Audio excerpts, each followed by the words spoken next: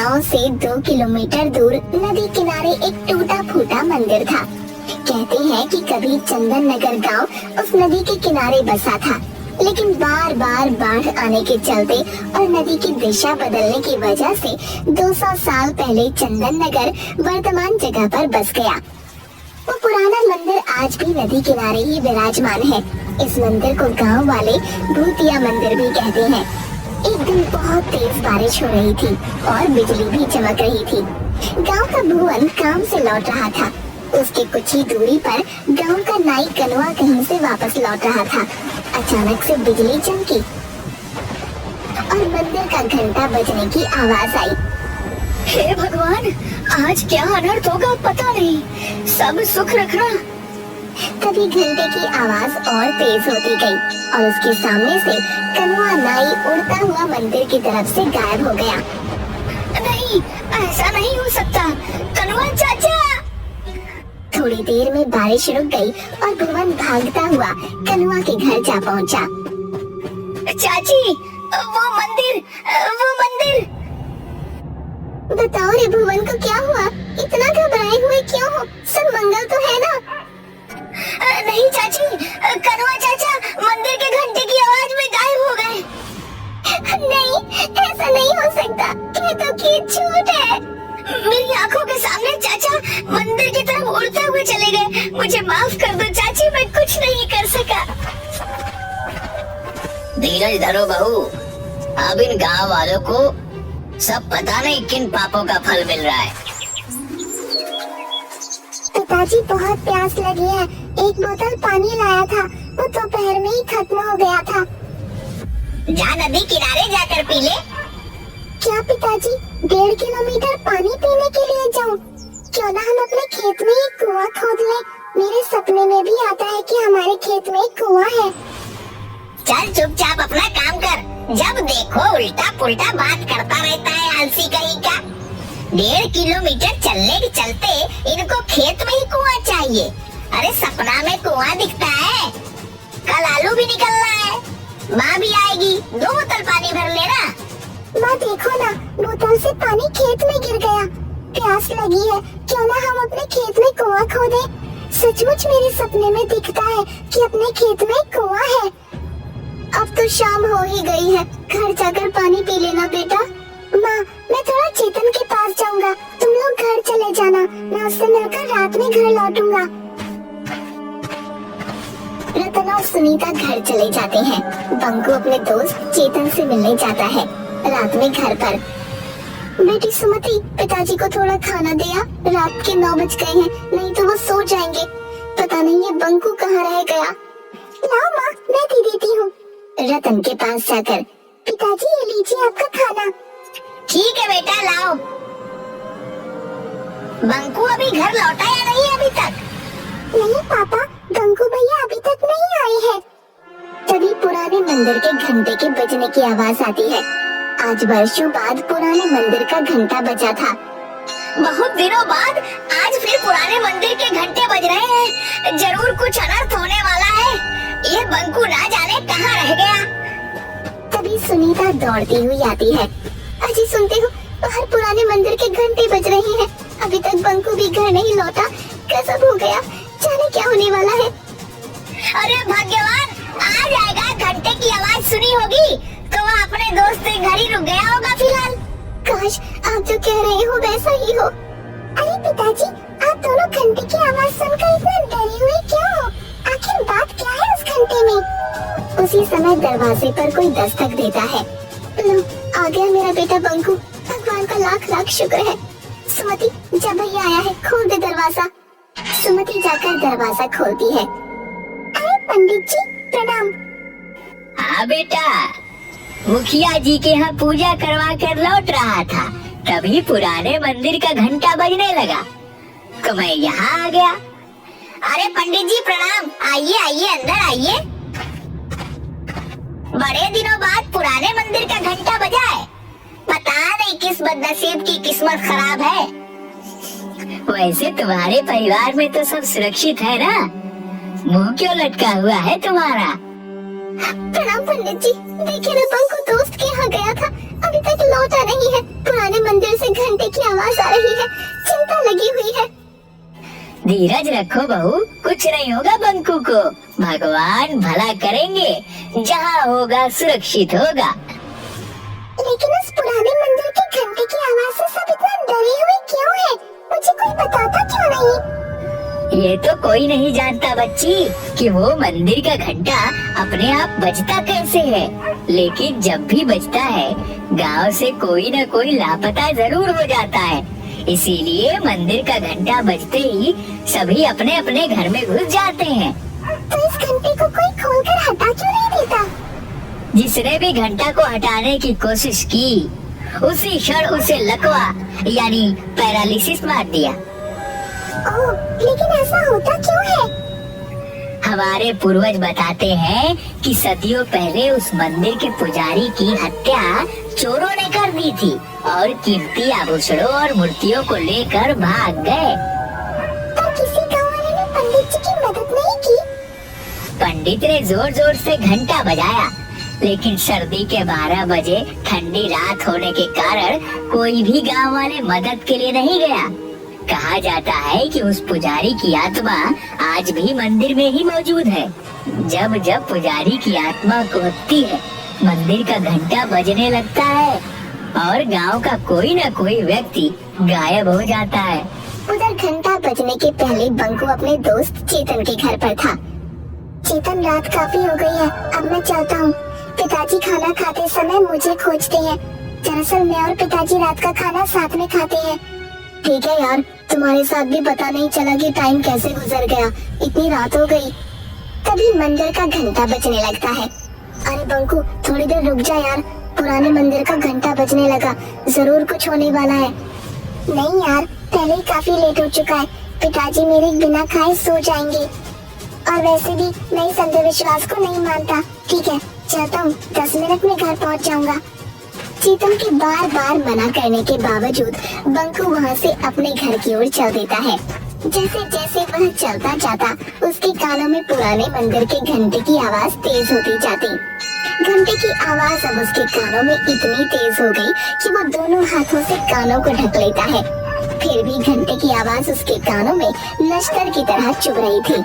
इस दौरान कब उसका पैर मंदिर की ओर चल पड़ा, उसे पता भी नहीं चला। एकाएक वो देखता है कि वो मंदिर के पास खड़ा है और घंटा लगातार बजे जा रहा है। वो कुछ समझ पाता इससे पहले ही घंटा चुंबक की तरह से खींच लेता है और घंटे के अंदर बंकू ऐसे समा जाता है जैसे घंटा कोई ब्लैक होल हो। इसके साथ ही घंटे की आवाज आनी बंद हो जाती है। इधर रतन के घर।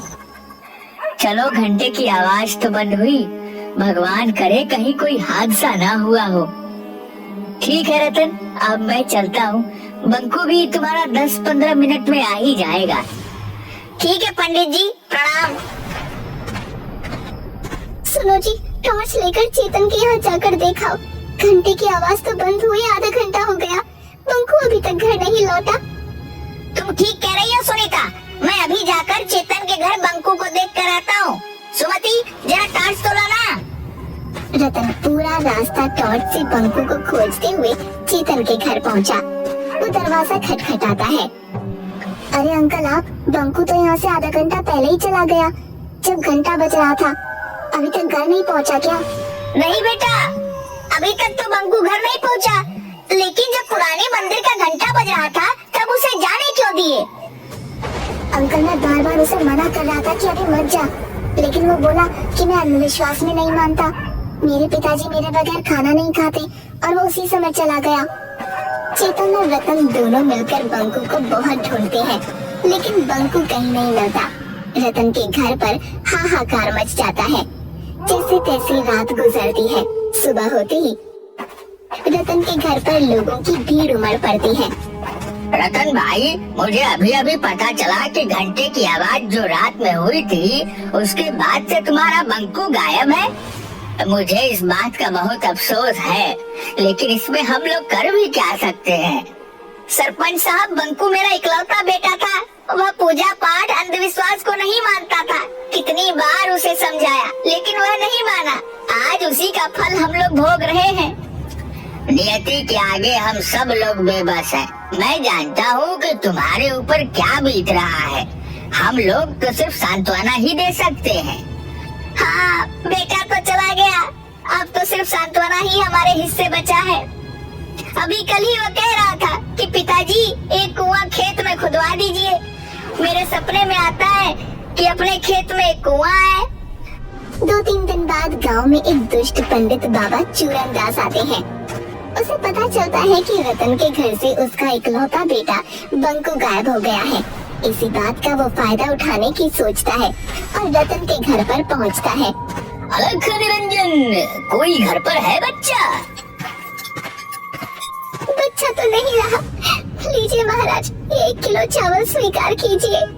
नहीं माता, मैं भिक्षा मांगने नहीं आया। मुझे मालूम है कि तुम्हारा बच्चा पिछले दिनों गायब हो गया है।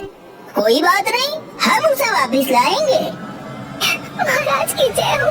कोई भी उपाय करे महाराज, कैसे भी मेरा बच्चा मुझसे मिलवा दे। नारायण नारायण, तुम्हारा बच्चा तुम्हें जरूर मिलेगा माता। बस थोड़ा सा दान पुण्य करना होगा। घर में जितना भी सोना है उसका त्याग करना होगा। महाराज, सोने जैसे बेटे के सामने ये नकली सोना किस काम का। मैं अभी आपको घर में रखा सारा सोना जेवर लाकर देती हूँ। सुनीता घर में रखा सारा सोने का गहना लाकर बाबा चूरनदास को दे देती है। ये लो बाबा, मेरे यहाँ जितने भी सोने के गहने थे वो सब मैं ले आई। रुको, एक कान में मेरी बाली भी ले लो। मुझे मेरे बेटे से मिलवा दो बाबा। अलख निरंजन, अब चलो, हमें पुराने मंदिर चलना होगा। वहीं तुम्हारा बेटा तुमसे मिलेगा। बाबा चूरनदास सुनीता के परिवार को पुराने मंदिर की ओर ले चल पड़ते हैं। जल्दी ये बात पूरे गांव में फैल जाती है। बाबा चूरनदास बंकू को वापस लाएंगे। जिनके बच्चे या परिवार का कोई सदस्य अभी तक गायब हुए थे, सब अपने अपने घर के गहने लाकर बाबा चूरनदास के पास पहुंच जाते हैं। बाबा, ये लो मेरे घर के सारे गहने, हमारे बच्चे को वापस ले आओ। बाबा, मेरा भी चाचा को वापस ला दो। ये लो गहने, मेरे पिताजी को वापस ले आओ। ये लो गहने। जल्दी बाबा के पास सोने के आभूषणों का अंबार लग जाता है। आप लोग शांति बनाए रखें, सभी को उसके परिजन मिल जाएंगे। अभी हम एक हवन करेंगे। चूरनदास मास्क पहनकर हवन में कुछ भस्म फेंकता है, जिससे पूरे मंदिर परिसर में धुआं फैल जाता है और धुएं में सारे लोग बेहोश हो जाते हैं। चूरनदास फौरन सारे जेवर समेटकर एक बोरे में भरकर भागने लगता है। तभी मंदिर में टंगे घंटे से एकाएक किरणें निकलती हैं और चूरनदास वहीं पर अपाहिज हो जाता है। थोड़ी देर बाद सभी को होश आता है। मुझे बचा लो, कोई मुझे बचाओ, मैं पूरी तरह अपाहिज हो चुका हूँ। मैंने तुम लोगों के साथ धोखा किया है। हे भगवान, अब किसी के साथ धोखा नहीं करूँगा। दुष्ट पंडित, तुम्हारी यही सजा है। तुमने कई लोगों के भावनाओं को धोखा दिया है। अब पड़े रहो यहीं। उधर सुनीता ने रात में कहा था कि उसके बेटे की आखिरी इच्छा खेत में कुआं खुदवाने की थी, इसलिए रतन बंकू को याद कर खेत में कुआं खोद रहा होता है। तभी उसे जमीन के अंदर से कुछ मूर्तियां और आभूषण मिलते हैं। वो इसकी खबर सरपंच और पंडित ज्ञानचंद को देता है। जरूर यह मूर्तियाँ वही पुराने मंदिर की है जो सैकड़ों साल पहले गायब हुए थे। शायद चोरों ने इसे यहाँ पर छुपा रखा था। अगर ऐसी बात है तो पंडित जी, इन मूर्तियों को गंगा जल से धोकर फिर से वहीं स्थापित किया जाए। पंडित ज्ञानचंद उन मूर्तियों को फिर से पुराने मंदिर में प्रतिस्थापित करवा देता है। तभी जोर से घंटे बजने लगते हैं। सभी लोगों में हाहाकार मच जाता है, क्योंकि सभी आज घर के बाहर मंदिर के पास खड़े थे। तभी अचानक सुमति चिल्लाती है, अरे माँ देखो, घंटी में से बंकू भैया निकल कर आ रही है। अरे ओ गिरधारी मेरे भाई, बरसों पहले तुम बिछड़ गए थे। जय हो देवी माँ, तेरी लीला अपरंपार है। अरे रामधन भी, सभी लोग निकल रहे हैं। आप आ गए, मुझे यकीन खा पाओगे। घंटे में से गायब हुए लोगों को निकलता हुआ सब देख रहे थे। किसी का बेटा, किसी की बहन, किसी के चाचा, किसी के दादा, सब सब लोग अपने परिजनों से मिलकर बहुत खुश थे। अरे मैं ठीक हो गया। जय हो बाबा, जय भगवान, तेरी महिमा तू ही जाने। चूरनदास, भगवान ने तुझे नया जन्म दिया है, इसीलिए इस जन्म में तुम अच्छे कर्म करो। तुम इस मंदिर का देखभाल करो, यही भगवान का आदेश है। मैं जीवन भर इसी चौखट पर पड़ा रहूंगा, मुझे मोक्ष यही मिलेगा। शायद आज इस मंदिर के पुजारी की आत्मा को शांति मिला होगा। मंदिर में भगवान फिर से स्थापित हो चुके हैं। इस घटना को आज कई साल बीत गए, लेकिन फिर कभी मंदिर का घंटा नहीं बजा।